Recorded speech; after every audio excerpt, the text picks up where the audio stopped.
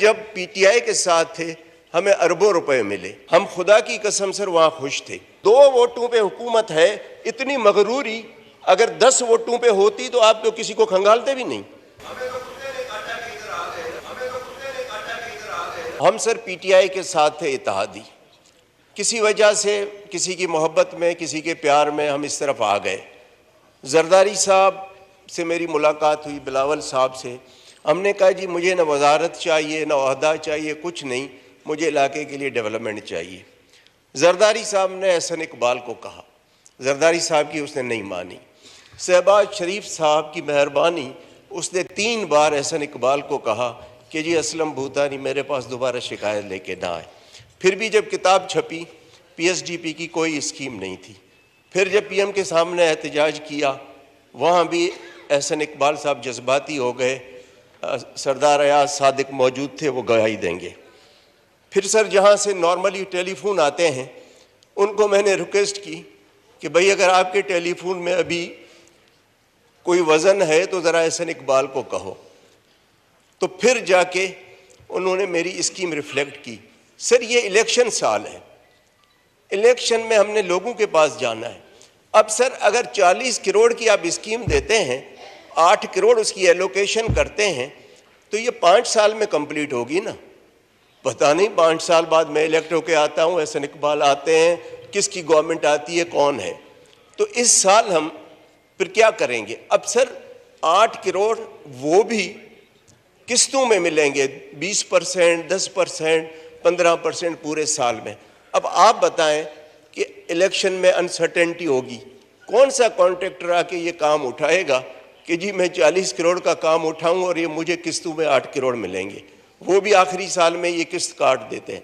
Sir जब PTI के साथ थे हमें अरबों रुपए मिले, और न सिर्फ मिले बल्कि 100% एलोकेशन थी जो आखिरी साल एहसन इकबाल ने काट दी। और फिर एहसान किया कि मैं आपको पैसे देता हूं। मैंने कहा जी ये तो वो देकर गए हैं ना, इसमें आपका कौन सा एहसान काट के दे रहे। फिर कहते हैं कि जी जो कॉन्स्टिट्यूएंसी फंड है पीएसडीबी में जिसकी स्कीम होगी उसको नहीं देंगे। तो सर हम इलेक्शन में कैसे जाएंगे। हम खुदा की कसम सर वहाँ खुश थे, ये जरदारी साहब की मोहब्बत में आ गए। ख्वाजा साहब आप सुने और शहबाज शरीफ तक ये बात पहुँचाएँ। सर ये 2 वोटों पे हुकूमत है, इतनी मगरूरी अगर 10 वोटों पे होती तो आप तो किसी को खंगालते भी नहीं। सर आप प्लीज़ इस तरह करें। और ये सर मैं तो बोलता हूँ, लेकिन जितने इत्तेहादी हैं सबके साथ यही रवैया है। कुछ शराबत में नहीं बोलते हैं, लेकिन हम सर नहीं कर सकते। तो सर ये नाइंसाफ़ी है। मतलब अब जरदारी साहब ने 58 आदमी आपको करके दिए हुकूमत बनाने के लिए। शहबाज शरीफ साहब से गिला नहीं है, वो हद से ज़्यादा इज्जत करते हैं। हमें सर पीटीआई में इज्जत नहीं थी, फंड्स बहुत ज़्यादा थे, अरबों रुपए के फंड्स थे। अब लोग कहते हैं जी आप जाके वहाँ इज्जत कमाएं और हमें पीने का पानी न मिले। तो सर ये इज्जत को पीएम साहब की बड़ी मेहरबानी, जरदारी साहब पीएम साहब बहुत इज्जत करते हैं हद से ज़्यादा। लेकिन सर आप इनको बुलाएं एहसन इकबाल साहब को, नहीं तो सर ये 1 साल रोज़ाना मैं असेंबली में एहतजाज करूँगा ताकि मेरे लोग सुने कि क्या हो रहा है। और ख्वाजा साहब और सरदार अयाज सादिक साहब बैठे हैं। सरदार अयाज सादिक को पता है कि क्या हमने बात की, फिर भी उसने नहीं डाली। फिर टेलीफोन करवा के डलवाई और फिर भी उन्होंने लॉलीपॉप दिया 20%। अब आप बताएं कि इस तरह तो हुकूमतें नहीं चलती है ना। जनाब का पॉइंट रजिस्टर हो गया। सर सरदार अयाज को भी पता है और ख्वाजा साहब दोनों को पता है। Thank you.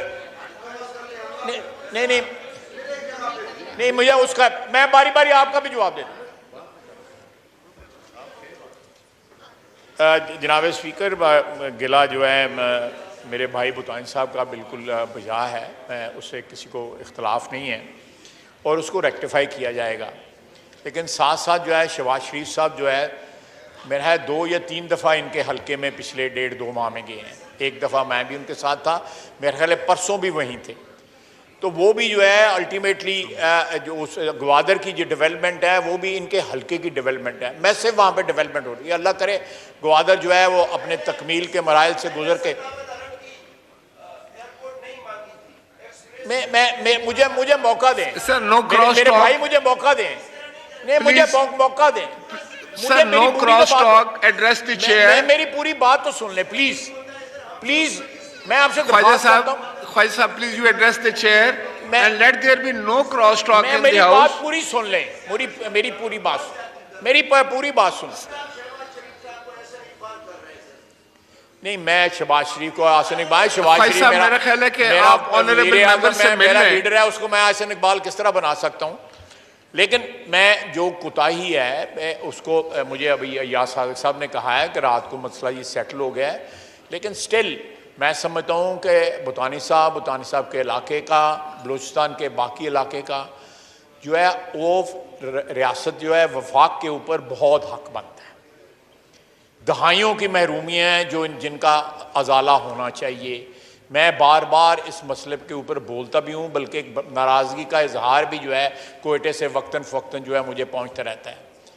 हमने वहाँ पे, मैंने नेशनल सिक्योरिटी की मीटिंगों में भी ये बात की है कि वहाँ पे डेवलपमेंट जो है वो मैसिवली होने चाहिए ताकि वो कंपनसेट हो सकें 70 साल की महरूमियों की वजह से।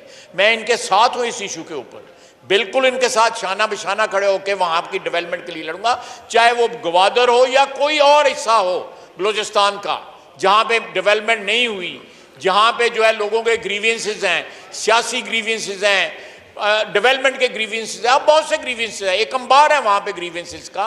ये बात बिल्कुल जो मेरे भाई ने कही है 100% दुरुस्त है, बल्कि मैं उसका स्कोप जो है वाइडर कर रहा हूँ। उसका स्कोप सिर्फ गवादर तक नहीं रख रहा या इनके हल्के तक नहीं रख रहा, तमाम हल्कों में जो है लेके जा रहा हूँ। बलूचिस्तान में ये हुआ है, ये हमारी तारीख का एक अलमिया है और इस अलमिया की जो है करेक्शन करने की ज़रूरत है और इसमें वफाक का मेन रोल है, चाहे वो हम वफाक में हो या कोई भी वफाक में हो, अदरवाइज ये जख्म जो है रिश्ता रहेगा। बहुत बहुत Khwaja Sahab, I would suggest के बुतानी साहब is a very senior member of this house, तो आप बैठकर इनसे ये मामलात में है ना खुद एज ए पार्लियामेंट्री लीडर जो है वो देख लें। पीटीआई की हुकूमत थी जी, एक माहौल बन गया और ये तब्दीली हुई। तो तब्दीली का मेरे ख्याल मकसद जो था वो कुछ और था, मगर अब कुछ और नज़र आ रहा है। उस वक़्त हम प्यारे भी बड़े लगते थे, चक्कर भी हमारे पास बड़े लगते थे, अब बात करते हैं तो मुंह मोड़ते हैं, थोड़ा ज़रा हमारी शक्ल भी अच्छी नहीं लगती। तो हम समझे कि रवैयों में भी तब्दीली होगी, अखलाकियात में भी कुछ बढ़ोतरी आ जाएगी, मगर उधर की उधर ही जितों दी खोती उते आण खिलौती, कोई मज़ा नहीं है सर। सबसे पहले जब हमने देखा मिनिस्ट्रियों पे सुन रहे थे कि लड़ाइयाँ बंडर बांध, वो उसकी नहीं, जैसे इसी मकसद के लिए आए थे, कोई बड़ा मकसद नहीं था कि जी वो यहाँ से निकल जाएं और बस हम इधर आके बैठ जाएं। तो ये शिकायतें भी हैं, रवैये भी अच्छे नहीं हैं, सारी चीज़ों को दुरुस्त कर लें सर, अभी तक टाइम है, 1-2 महीने गुजरे हैं, कुछ नज़र आना चाहिए, और नहीं तो सूखा अखलाक ही दिखा दें। शिकायत हमारी पार्टी की भी है जी, एक मिनिस्ट्री पे बस चुप करके बैठ गए हैं, कमेटी मांग रहे हैं, बाकी जगहों का फैसला करके बैठ जाते हैं, हमें ऑन बोर्ड ही नहीं लेते। अगर छोटी मोटी मिनिस्ट्री मांगते हैं तो कहते हैं जी विदाउट पोर्टफोलियो। अब वो झाड़ू तो नहीं लगाना, विदाउट पोर्टफोलियो क्या करना है। तो ये सारी शिकायतें हैं जी, इनको ज़रा मेहरबानी करके ठीक कर लें तो बेहतर है, वरना चुप करके बैठे हैं। शुक्रिया। Thank you. अयाज सादिक साहब ने पीटीआई की हुकूमत थी जी, एक माहौल बन गया और ये तब्दीली हुई। तो तब्दीली का मेरे ख्याल मकसद जो था वो कुछ और था, मगर अब कुछ और नज़र आ रहा है। उस वक़्त हम प्यारे भी बड़े लगते थे, चक्कर भी हमारे पास बड़े लगते थे, अब बात करते हैं तो मुंह मोड़ते हैं, थोड़ा ज़रा हमारी शक्ल भी अच्छी नहीं लगती। तो हम समझे कि रवैयों में भी तब्दीली होगी, अखलाकियात में भी कुछ बढ़ोतरी आ जाएगी, मगर उधर की उधर ही जितों दी खोती उते आण खिलौती, कोई मज़ा नहीं है सर। सबसे पहले जब हमने देखा मिनिस्ट्रियों पे सुन रहे थे कि लड़ाइयाँ बंडर बांध, वो उसकी नहीं, जैसे इसी मकसद के लिए आए थे, कोई बड़ा मकसद नहीं था कि जी वो यहाँ से निकल जाएं और बस हम इधर आके बैठ जाएं। तो ये शिकायतें भी हैं, रवैये भी अच्छे नहीं हैं, सारी चीज़ों को दुरुस्त कर लें सर, अभी तक टाइम है, 1-2 महीने गुजरे हैं, कुछ नज़र आना चाहिए, और नहीं तो सूखा अखलाक ही दिखा दें। शिकायत हमारी पार्टी की भी है जी, एक मिनिस्ट्री पे बस चुप करके बैठ गए हैं, कमेटी मांग रहे हैं, बाकी जगहों का फैसला करके बैठ जाते हैं, हमें ऑन बोर्ड ही नहीं लेते। अगर छोटी मोटी मिनिस्ट्री मांगते हैं तो कहते हैं जी विदाउट पोर्टफोलियो। अब वो झाड़ू तो नहीं लगाना, विदाउट पोर्टफोलियो क्या करना है। तो ये सारी शिकायतें हैं जी, इनको ज़रा मेहरबानी करके ठीक कर लें तो बेहतर है, वरना चुप करके बैठे हैं। शुक्रिया। Thank you.